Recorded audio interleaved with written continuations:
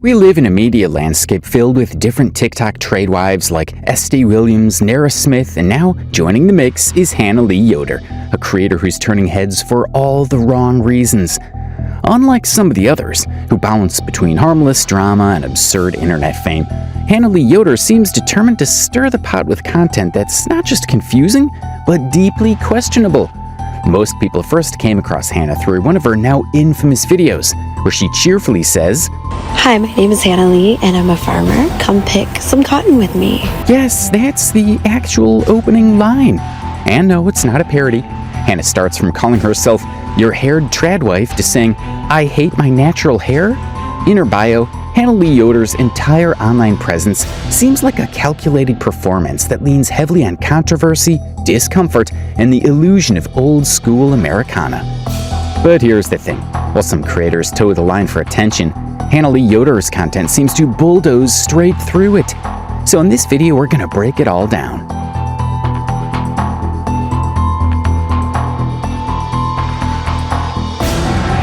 Before we dive too deep into the chaos of this disturbing, unsettling Hannah Lee Yoder content, let's take a moment to talk about who exactly we're dealing with. Because one of the biggest takeaways from this mess is that Hannah isn't just some random influencer. She's built a whole aesthetic, a whole persona, one that gives major off-the-grid mom influencer energy. So Instagram has been doing this thing lately where they censor my content because I'm always talking about Jesus Christ and all the good that he's done for me. But when you've been through all the things that I've been through, full abuse, spiritual abuse, all these feelings of condemnation. So here's what she's made us know from that video. She's a farmer. She's a stay-at-home mom. She's a Christian, which in her case also reads as very conservative. She proudly calls herself a TradWife, which to some people translates as soft life queen, but to others it's giving outdated, brainwashed, and borderline delusional. Now look, we're not here to bash stay-at-home moms. Feminism at its core was about giving women choices. If you want to be a stay-at-home wife, great. But let's be real, it only works if you've got the financial backing to support that lifestyle. That means either your partner is making enough for two, or you've got generational wealth cushioning your decisions. And that's the thing about Hannah. She's living in a world that's not reflective of the average person's reality. Owning a farm, maintaining it, growing your own food. Most people can't even afford a backyard, let alone acres of land. So when someone like her starts selling this lifestyle online, peaceful, self-sustaining, luxury TradWife vibes, it's not just aspirational, it's misleading. It paints a curated fantasy, one that's built on privilege. And that's important context before we unpack the rest of the story. Because once you understand how far removed she is from the average person's reality, everything else about Hannah starts to make a lot more sense. Now, at first glance, it looks like just another quirky day-in-the-life video. A woman in a prairie-style dress, standing in a cotton field, speaking in a sweet southern drawl about how much she loves picking cotton. But within the first 6 seconds, something feels off. Now, I know what you're thinking. What on earth is she picking cotton for? But look at how gorgeous it is out here. You cannot tell me I wasn't born to pick cotton. Now, I had to pause there because that part alone is very disturbing. So what's disturbing about it? The music in the background. If you listen closely, the music playing in the background is immediately jarring. It sounds eerily similar to the kind of instrumental used in slavery-era period dramas. And paired with her dress, her tone, and her very deliberate use of words like born to pick cotton, it starts to raise serious questions. So, at first many viewers assumed this had to be satire. A parody maybe? Surely this couldn't be real. But then the video kept on going on, and the vibe got worse. If you wanted me to be quirky, I'd say it's in my DNA. But the truth of the matter is, the next thing we see is her jokes. If you wanted me to be quirky, I'd say it's in my DNA. And then immediately follows it up with a monologue about cotton pillows and mattresses, all while still harvesting cotton. It was hard to tell if she was trying to be profound, funny, or controversial, but it rubbed a lot of people the wrong way. That's when people started to dig deeper. Turns out this wasn't a one-off skit or costume choice. Scrolling through her page reveals that she always dresses like this. This is her brand. Prairie core aesthetics, long flowy dresses, old-fashioned housewife vibes. Just take a look at this. My mother says I have Irish eyes, Irish eyes, Irish Irish eyes. My mother says I have Irish eyes. They go ever so blue under stormy skies, but they're never so blue as when I let them cry. My father. So the question becomes, was this just innocent lifestyle content? Or was it rage bait, a calculated attempt to stir up anger and go viral? However, she continues in the video, doubling down with lines like, "You can't tell me I wasn't born to pick cotton," and casually laughs as she showcases buckets full of cotton, sorted into soapy water, seeds, and clean fiber. It's in my household, and as someone who loves a cotton stuffed mattress and a cotton stuffed pillow, and I'm getting low on both, I had to go harvest some cotton. Then we meet the person behind the camera, her husband, who shows up with a cup of coffee. The vibes shift again. Now it feels like we're watching some bizarre cosplay fantasy play out. She's stripping cotton, admiring the scenery, and brushing off fire ants while talking about how relaxing the process is. Now, at the end of this video, some viewers quickly split into camps. Some defended her, claiming it was just cottagecore gone too far. Others saw it as tone-deaf, intentionally provocative and disturbing. Either way, it worked. The video blew up. Let's take a look at what some influencers had to say about this, because some were in support and others against. Come along with me while I walk you through the process of picking cotton and what I do with it. Can we talk about this viral video of Hannah Lee Yoder trending about picking cotton and how she enjoys it? And y'all let me know in the comment section what you think of this whole situation, because baby, it's a lot to unpack.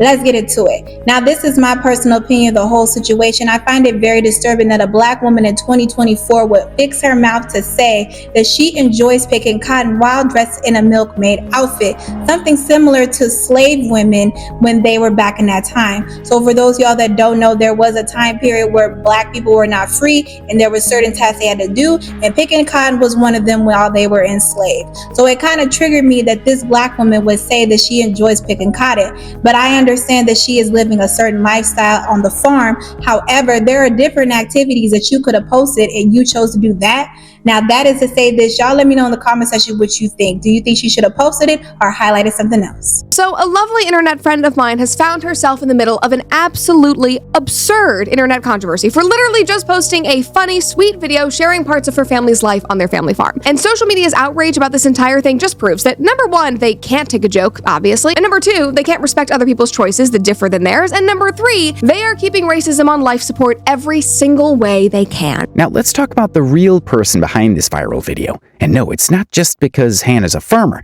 Let's be honest, there are plenty of farmers out here doing way worse and not ending up on anyone's feed. So why is Hannah Lee Yoder getting all this traction?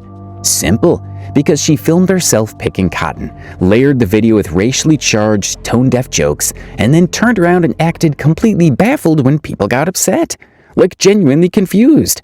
And let's be clear, nobody's mad that she grows cotton. If cotton's part of your harvest, then harvest it. That's not the issue. The issue is how she presented it. The aesthetic, the editing, the commentary. Because cotton isn't just any crop, it's tied directly to centuries of black suffering. In fact, let's talk about history for a second. An article once described it plainly. The historical roots of slavery and cotton farming run deep. When I visited the African American Museum in Washington, D.C., I saw it firsthand. How the transatlantic slave trade uprooted millions of Africans, forced them into brutal labor, and funneled their suffering into America's booming cotton economy. These weren't workers. These were human beings reduced to poverty, fed just enough to survive another day in the fields. And that prosperity, it came soaked in blood. So when Hannah posted that video saying it's in my DNA, I was born to do this, while laughing and picking cotton, what do you expect people to feel? Anger? Yeah. Disgust? Absolutely. Millions of enslaved Africans died in those same fields. Families were shattered. Generations traumatized. And you turned that into quirky content? You gotta be ready for the trolls. But she didn't stop there. She then adds a clip of her white husband into the same video. Like, girl, you cannot possibly be that unaware of how deeply layered, loaded, and triggering that is. And if you are aware, then this isn't just ignorance, this was calculated rage bait. And guess what? It worked. What made it worse was her response. She didn't take a moment to reflect. She didn't try to understand. Instead, she mocked the backlash, saying things like, "If you don't like me, block me. You're probably a fan anyway." The arrogance, unbelievable.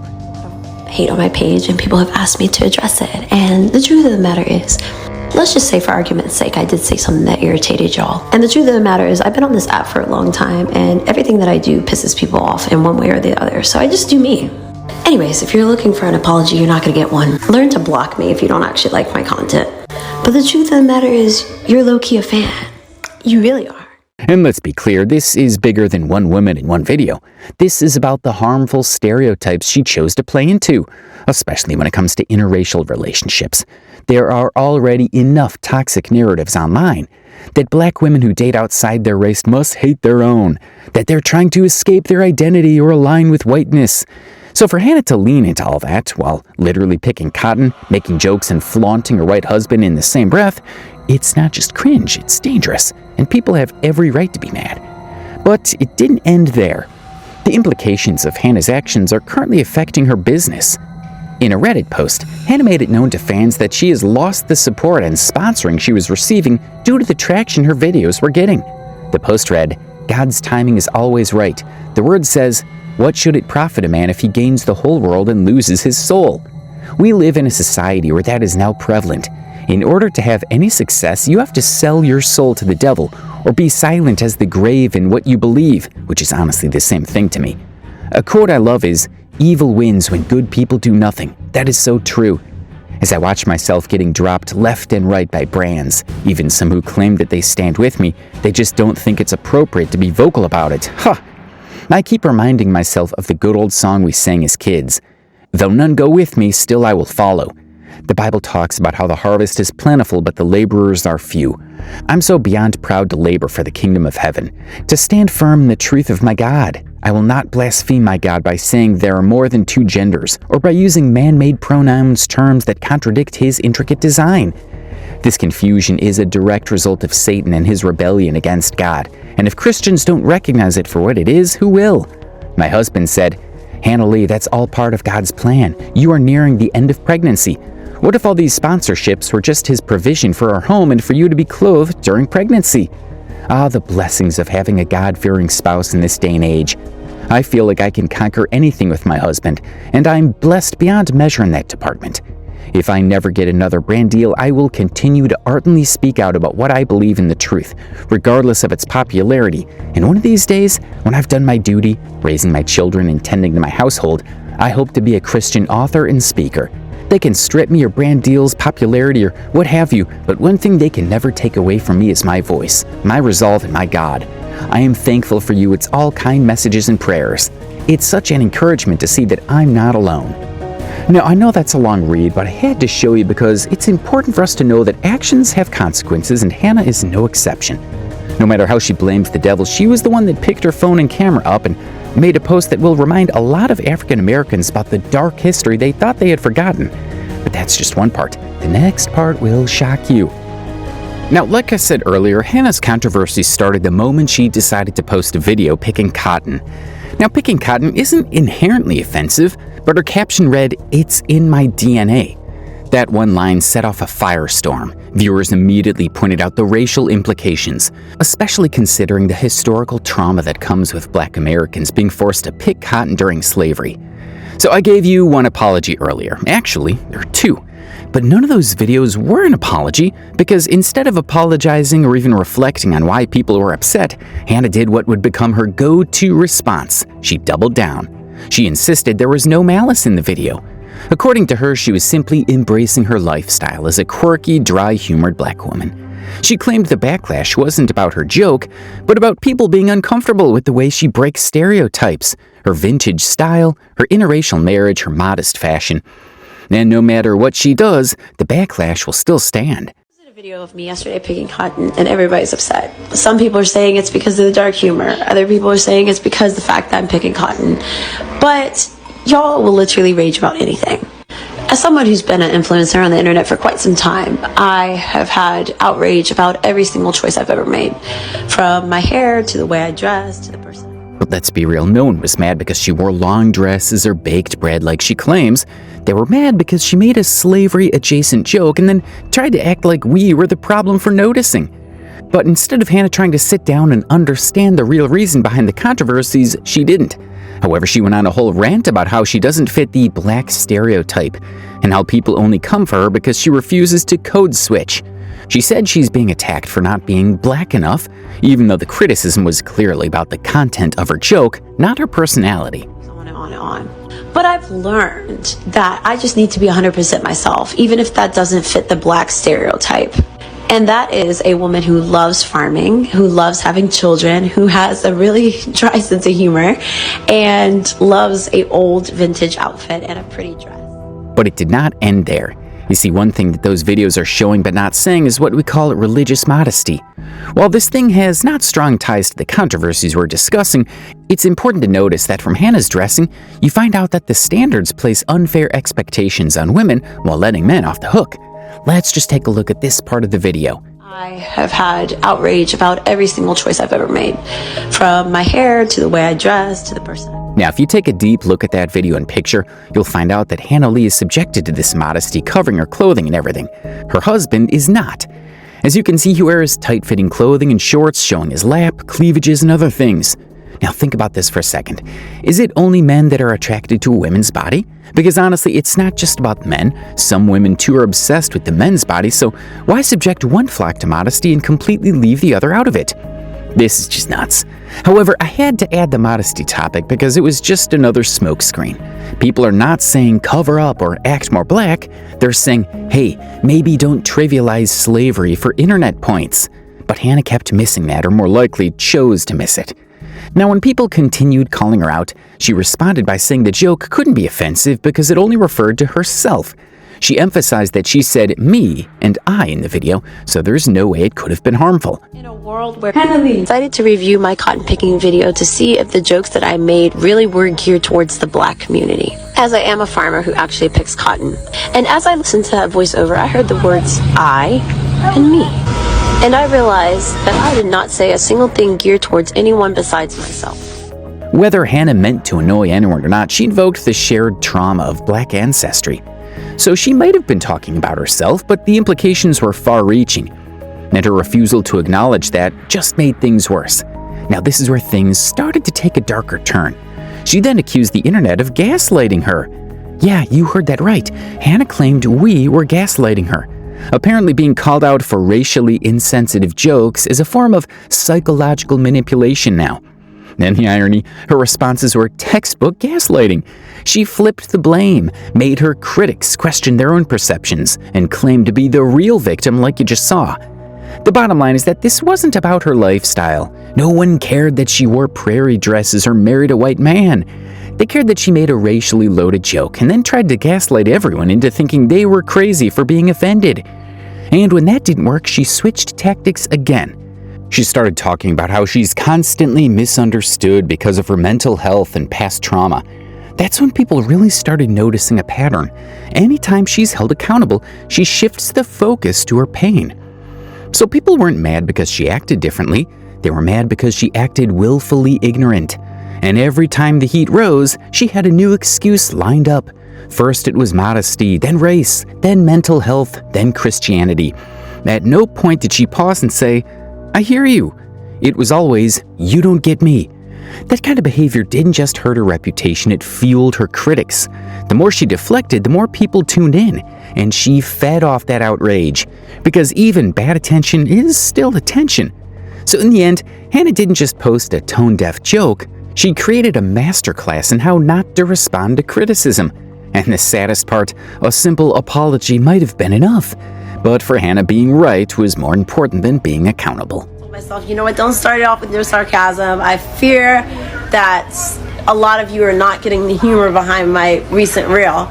Anyway, with that being said, vote Donald Trump. Now, you might be wondering what's wrong with that. You see, that statement of voting for Donald Trump is not supposed to come from a black person, because many black people see Donald Trump as a stain on America's history. So why will someone that is black go ahead and shout vote Donald Trump when she's facing a scandal for attacking the black race?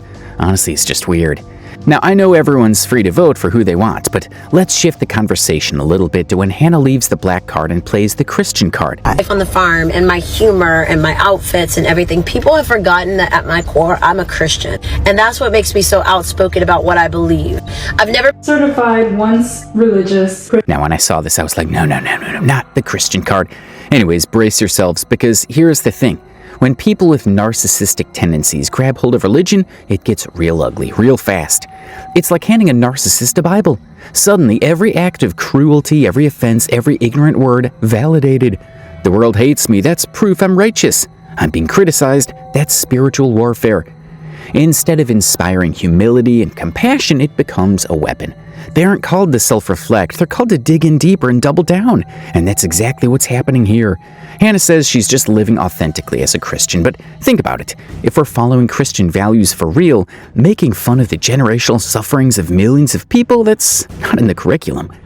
In Christianity, if you wrong someone, you're supposed to repent. You're supposed to apologize, not spin up excuse after excuse, double down and paint yourself as the real victim.